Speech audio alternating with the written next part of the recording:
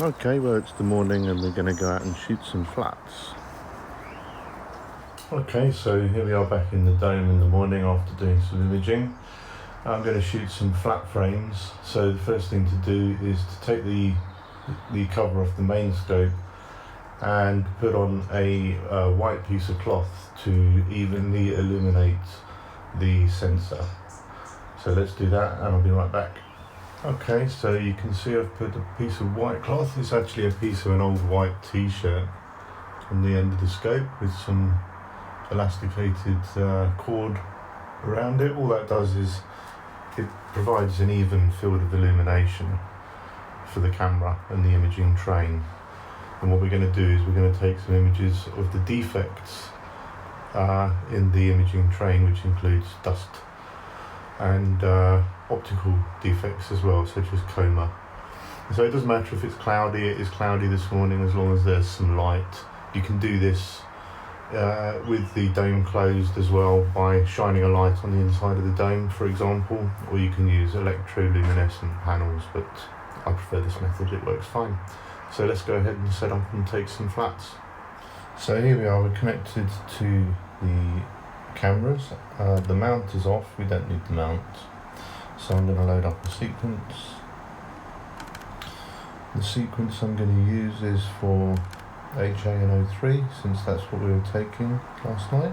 It's set to a default exposure, but you'll see as we start the sequence, it warns me to cover the telescope with an evenly illuminated light source, as we've done, because it knows we're taking flats. So you hear the filter wheel changing.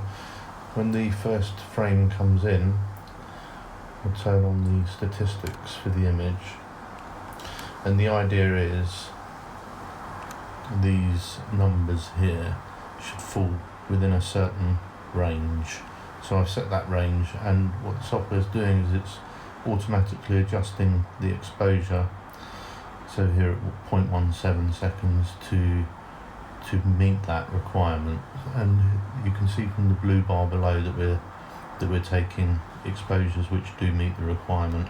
So I've set it to take 20 of each, and we're already halfway done on the hydrogen alphas. So you can see this is what my imaging train looks like. It's not very pretty. There are some dust motes on the lens. There are dust motes on the CCD sensor glass, but all of this can be processed out. Every now and then I will clean the optics, but it's better not to clean optics too often generally. So, but they are due for a clean, as you can see. That's the O3 filter, and we'll just continue until we're done. So as you can see, the last few frames of oxygen 3 flat fields are coming in, and this whole process generally takes between 5 and 10 minutes, so it's quite painless, but always good to shoot your flats as soon after your imaging session as possible, because particularly if you have